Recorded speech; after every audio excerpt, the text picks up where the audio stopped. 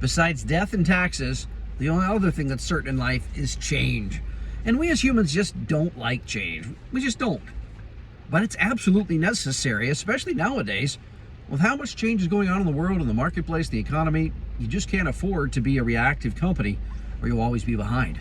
So how do you stay ahead? How do you bring about transformative change in a way that team's on board?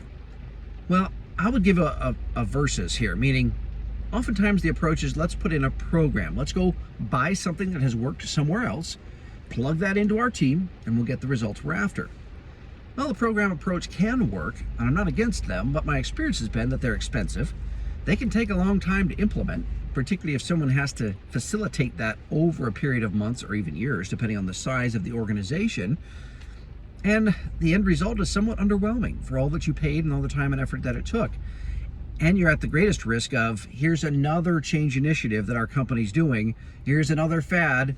Initiative fatigue is a real thing. You don't want to wear out your team on that. So here's a better way. That's change. Programs bring about change. But what I'm talking about is transformation. Transformation is different. Transformation absolutely has an investment to it. Everything of value does. But I believe it's lower than what's typically out there for proven programs. Number two, there's shared ownership across the team. So there's a synergistic approach rather than one person championing the whole thing. The idea is for the entire, as much of the leadership team to take ownership and then spread that throughout the company. And then the result is you could see wins as fast as 90 days, perhaps even faster in smaller organizations. And that results in the life-changing impact that we're after. See, programs bring about change, but leaders can create transformation.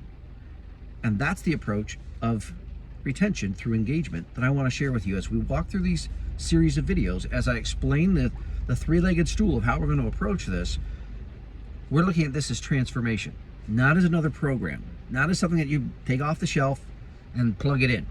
It's not that. It's transformation.